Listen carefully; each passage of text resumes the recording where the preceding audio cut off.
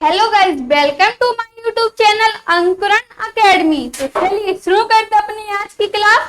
आज हम eukaryotic cell के किस पार्ट के बारे में डिस्कस करने वाले हैं? आज हम यूकैरियोटिक सेल के प्रोटोप्लाज्म के बारे में बात करने वाले हैं।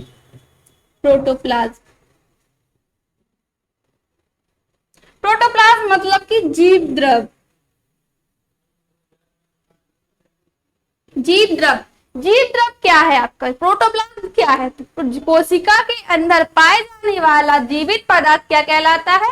जीव द्रव कहलाता है। कोशिका के अंदर पाए जाने वाला जीवित पदार्थ जीव द्रव कहलाता है।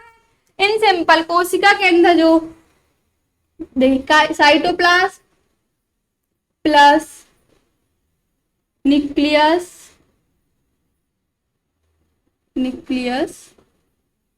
प्लस ऑल ऑर्गेन्स, जो आपका जीव द्रव है वो कैसा है? कोशिका द्रव। न्यूक्लियस मतलब केंद्रक, और कोशिका के सभी भाग मिलकर क्या कहलाते हैं? जीव द्रव कहलाते हैं। कोशिका द्रव, केंद्रक और सब कोशिका के सभी भाग प्रोटोप्लाज्म क्या कहलाता है? कोशिका के अंदर पाए जाने वाला जीवित पदार्थ को जीव द्रव कहलाता है। कोशिका द्रव और केंद्रक और कोशिका के सभी भाग मिलकर प्रोटोप्लाज्म कहलाते हैं। साइटोप्लाज्म प्लस न्यूक्लियस प्लस और ऑर्गेनेज। अब आप बात करते हैं किसकी? जो प्रोटोप्लाज्म है उसका नामकरण किसके द्वारा किया गया? प्रोटोप्लाज्म का नामकरण किस साइंटिस्ट के द्वारा किया गया? तो एक हमारे परकिंजी नामक साइंटिस्ट थे। कौन थे? परकिंजी नामक साइंटिस्ट थे, जिन्होंने हमारे प्रोटोप्लाज्म का नामकरण किया था। परकिंजी नामक साइंटिस्ट थे जिन्होंने प्रोटोप्लाज्म का नामकरण किया था, और इन्होंने ये कहा था कि it is the living fluid of cell. यह कैसा है? कोशिका का जीवित द्रव है।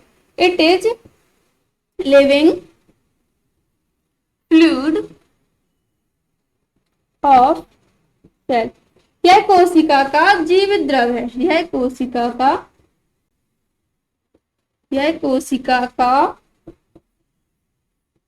जीवित द्रव है। यह कोशिका का कैसा द्रव है? जीवित द्रव है। तो देखिए, जो परकिंजी नामक साइंटिस्ट थे जिन्होंने हमारे प्रोटोप्लास्ट का क्या किया था? नामकरण किया था। उन्होंने ये भी कहा था कि यह कोशिका का कैसा द्रव है?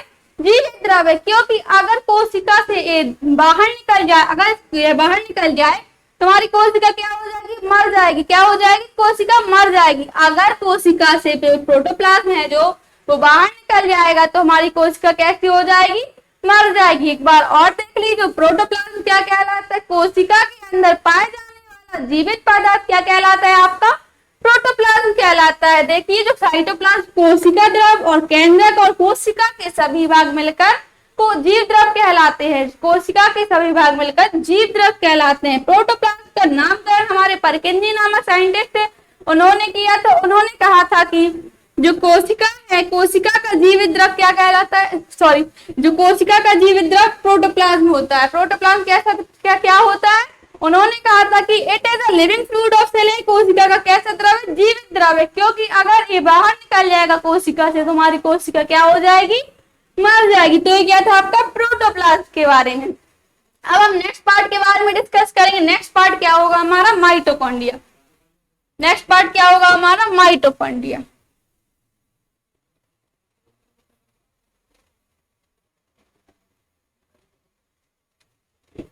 नेक्स्ट पार्ट है हमारा माइटोकॉन्ड्रिया। माइटोकॉन्ड्रिया का आविष्कार किसने किया था? माइटोकॉन्ड्रिया सबसे पहले क्या आता है? जो माइटोकॉन्ड्रिया की खोज किसने की थी? माइटोकॉन्ड्रिया की खोज किसके द्वारा की गई थी? तो डिस्कवर्ड बाय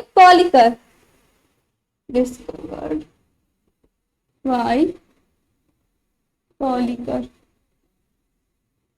एक कॉलिकर नामक साइंटिस्ट थे जिन्होंने हमारे माइटोकॉन्ड्रिया की क्या किया था? आविष्कार किया था। माइटोकॉन्ड्रिया का आविष्कार जो है वो कॉलिकर जी ने किया था, लेकिन नामकरण किसने किया था? नेम्ड गिवन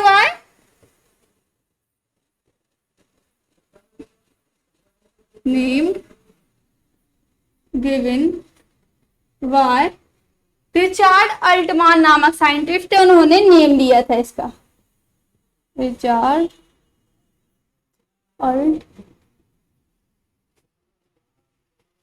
तो देखिए जो माइटोकॉन्ड्रिया है आपका, माइटोकॉन्ड्रिया का आविष्कार हमारे कॉलिकर जी ने किया था, लेकिन जो नाम दिया था वो हमारे रिचर्ड अल्टमान जी ने दिया था।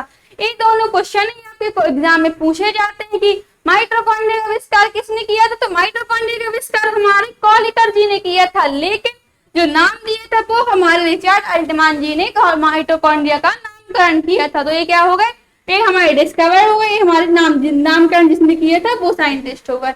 अब बात करते हैं फंक्शन ऑफ माइटोकॉन्ड्रिया। माइटोकॉन्ड्रिया कुछ फंक्शन के बारे में, कुछ इंपोर्टेंट पॉइंट्स के बारे में। तो पहला फंक्शन क्या होता है माइटोकॉन्ड्रिया के, क्या करता है, इट प्रोड्यूस एनर्जी, है ऊर्जा का उत्पादन करता है। इट प्रोड्यूस, फर्स्ट पॉइंट लिख लीजिए guys, it produce energy, it produce energy. यह क्या करता है, हमारी ऊर्जा का उत्पादन करता है, यह ऊर्जा का उत्पादन करता है ताकि हमारी कोशिका कार्य कर सके। यह ऊर्जा का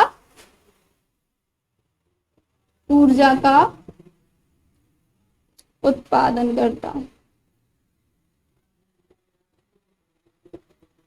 यह ऊर्जा का उत्पादन करता है। यहाँ से हमारी कितनी ऊर्जा बनती है, यहाँ से हमारी 36 एटीपी एनर्जी बनती, 36 एटीपी एनर्जी बन रही होती है, बन रही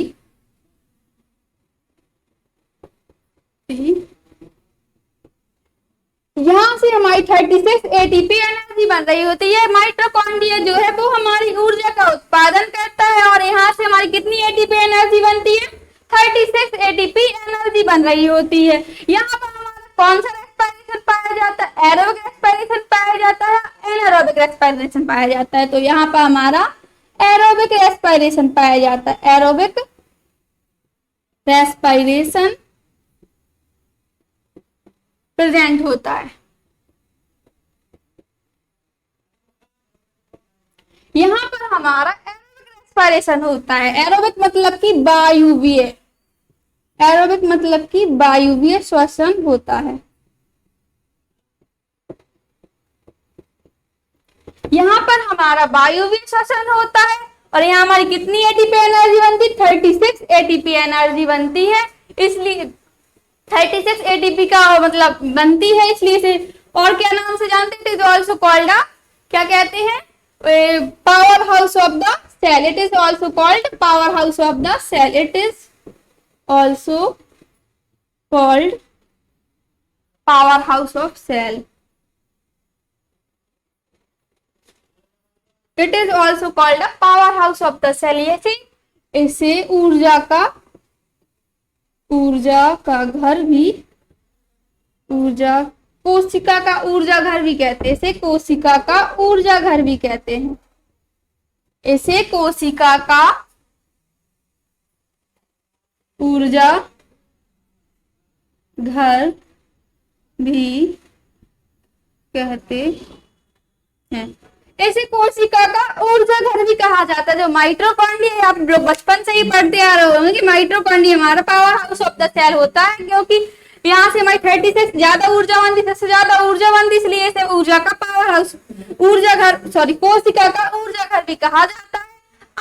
अब बताइए आप कि एरोबिक रेस्पिरेशन को और क्या कहते हैं, एरोबिक रेस्पिरेशन को ही हम सेलुलर रेस्पिरेशन कहते हैं। नेक्स्ट पॉइंट है आपका एरोबिक रेस्पिरेशन, aerobic respiration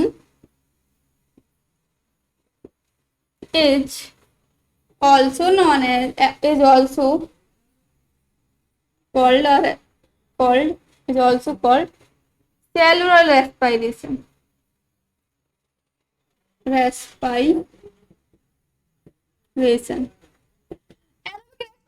को ही सेलुलर रेस्पिरेशन कहते हैं, एरोबिक रेस्पिरेशन को ही क्या कहते हैं, सेलुलर रेस्पिरेशन कहते हैं। एरोबिक मतलब वायुवीय श्वसन को ही कोशिकीय श्वसन कहा जाता है।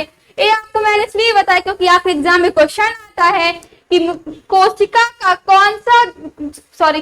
के कौन से भाग में हमारा कोशिकीय श्वसन होता है, कोशिका के कौन से भाग में हमारा कोशिकीय श्वसन होता है। तो कौन से भाग में होता है हमारा कोशिकीय श्वसन, माइटोकॉन्ड्रिया में हमारा कोशिकीय श्वसन होता है।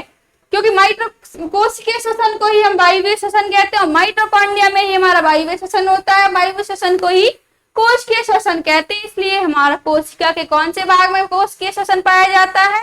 माइटोकॉन्ड्रिया में हमारा कोशिका का कोशिकीय श्वसन पाया जाता है। तो ये क्या था आपका माइटोकॉन्ड्रिया के बारे में। अब डिस्कस करते हैं हम नेक्स्ट पार्ट के बारे में। नेक्स्ट पार्ट क्या है हमारा? Golgi body. नेक्स्ट पार्ट क्या है हमारा? Golgi body.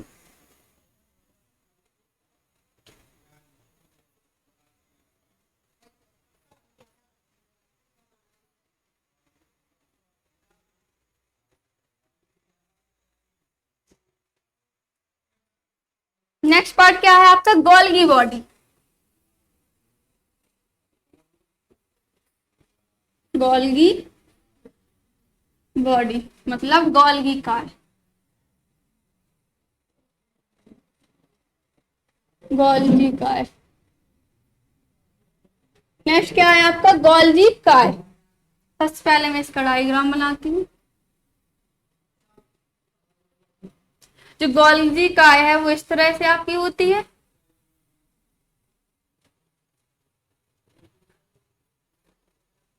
ये क्या है? गोल्गी बॉडी है।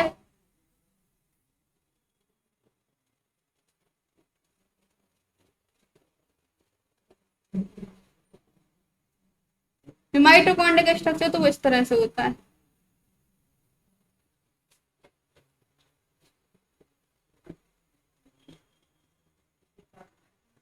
तो देखिए गोल्गी बॉडी का आविष्कार किसने किया था? सबसे पहले क्या आता है? गोल्गी बॉडी का जो है उसका आविष्कार किसने किया था? तो गोल्गी बॉडी का आविष्कार हमारे कैमिलियो गोल्गी जी ने किया था। कैमिलियो गोल्गी जी ने गोल्गी बॉडी का आविष्कार किया, खोज की थी। मतलब गोल्गी बॉडी की खोज किसने की थी? हमारी गोल्गी बॉडी की खोज हमारे कैमिलियो गोल्गी जी ने किया था। कैमिलियो गोल्गी जी ने हमारी गोल्गी बॉडी की खोज की थी। गोल्गी बॉडी की खोज किसने की थी? कैमिलियो गोल्गी जी ने हमारी गोल्गी बॉडी की खोज की थी। तो अब जो गोल्गी बॉडी इसको कॉमन और कौन कौन से नेम से जानते हैं और किस किस नेम से हमारे गोल्गी बॉडी को जानते हैं? तो फर्स्ट 3 कॉमन नेम है, 3 कॉमन नेम है हमारी गोल्गी बॉडी के। कुछ कौन कौन से नेम है? Traffic police of the cell. First क्या है हमारा? Traffic police of the cell. Traffic police of the cell, कोशिका की traffic police.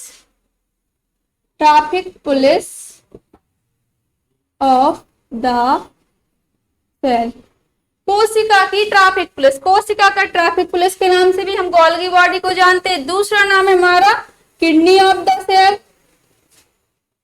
Kidney of the cell. दूसरा क्या है? कोशिका का गुर्दा के नाम से भी हम गोल्गी बॉडी को जानते हैं। थर्ड क्या है हमारा? Post office of the cell. Post office of the cell. कोशिका का डाकघर भी किसे कहते हैं? गोल्गी बॉडी को कहते हैं। किसे कहते हैं? गोल्गी बॉडी को कहते हैं। फर्स्ट कॉमन नेम है हमारे गोल्गी बॉडी को। और किस किस नेम से जानते हैं? तो traffic police of the cell किसे कहते हैं? गोल्गी बॉडी को ही कहते हैं।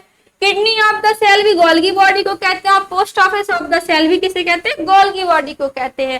तो ये 3 कॉमन नेम थे आपके गोल्गी बॉडी के। अब बात करते हैं function of Golgi body. Golgi body का कार्य क्या है आपकी? Function of Golgi body. Golgi काय का आपका गोल्गी काय का फंक्शन क्या है? कार्य क्या है? जो आपकी गोल्गी बॉडी वो क्या कार्य करती है?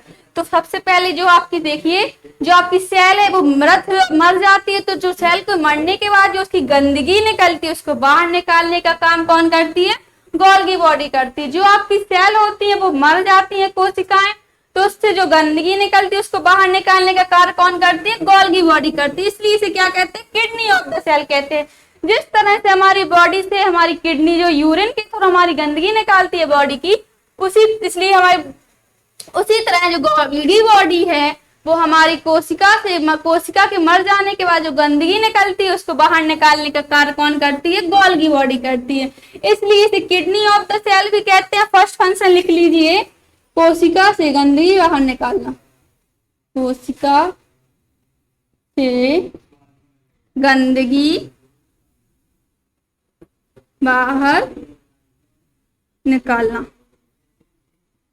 पहला कार्य क्या हो गया आपकी गोल्गी काय का? गोल्गी काय का पहला कार्य कोशिका से गंदगी को बाहर निकालना। मतलब जो भी सेल होती है वो मर जाती है, उससे जो गंदगी निकलती है उसको बाहर निकालने का कार्य कौन करती है? गोल्गी काय करती है। कौन करती है? गोल्गी काय करती है। दूसरा फंक्शन क्या है आपका? तो देखिए, अगर यहाँ पे मान लो आपका प्रोटीन है, कैसा प्रोटीन है? हिस्टोन प्रोटीन है। मानो ये आपका हिस्टोन प्रोटीन है, हिस्टोन प्रोटीन है, तो इसको यहाँ से अगर यहाँ ले जाएंगे बिना पैक करके, तो यहाँ से जो भी बीच में खाने से मिल जाएगा। अगर इससे डायरेक्ट बिना पैक किए दूसरी सेल में ले जाएंगे तो वो आपका अदर खाने से मिल जाएगा। इसलिए जो गोल्गी बॉडी है आपकी, वो पैक करके एक सेल से दूसरी सेल तक प्रोटीन को ले जाती है। तो दूसरा फंक्शन आप लोगों को समझ में आया कि जो आपका प्रोटीन है वो पैक करके एक सेल से दूसरी सेल में ले जाने का कार्य कौन करती है? गोल्गी काय करती है। तो लिख लीजिए, प्रोटीन को पैक करके एक कोशिका से, प्रोटीन को पैक करके एक कोशिका से दूसरी कोशिका तक पैक्ड प्रोटीन का स्थानांतरण करना। प्रोटीन को पैक करके एक कोशिका से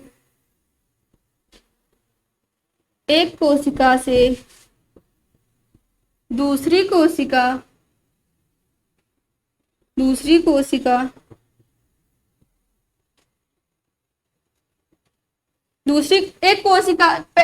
को पैक करके एक कोशिका से दूसरी कोशिका तक पैक्ड प्रोटीन का स्थानांतरण करना। पैक्ड प्रोटीन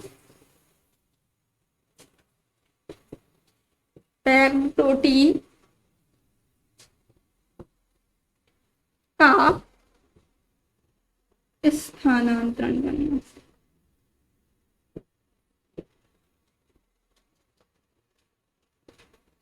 जो आपकी गोल्गी बॉडी है, पहला कार्य क्या करती? कोशिका से गंदगी को बाहर निकालती। कोशिका से गंदगी को बाहर निकालती। कौन सी गंदगी? जब आपकी सेल मर जाती है तो उससे जो भी गंदगी निकलती है उसको बाहर निकालने का कार्य कौन करती है? गोल्गी बॉडी करती है। इसलिए किडनी ऑफ द सेल कहते हैं। दूसरा आपका फंक्शन क्या है? प्रोटीन को पैक करके कोशिका से दूसरी कोशिका तक पैक्ड प्रोटीन का क्या करना? स्थानांतरण करना, ट्रांसफर करना। फिर हमारा कौन करती है? गोल्गी बॉडी करती है। इसलिए post office of the cell भी कहते हैं। जिस तरह से पोस्ट ऑफिस कार्य करता है उसी तरह से हमारी गोल्गी बॉडी करती है, इसलिए post office of the cell भी कहते हैं। तो ये था आपका गोल्गी बॉडी के बारे में। नेक्स्ट क्लास में हम लाइसोसोम के बारे में डिस्कस करेंगे। आज की क्लास आपकी यहीं तक थी। Thank you guys. अगर आप हमारे चैनल पर न्यू हैं तो चैनल को सब्सक्राइब कीजिए, वीडियो को लाइक कीजिए, ज्यादा से ज्यादा वीडियो को शेयर कीजिए। Thank you guys.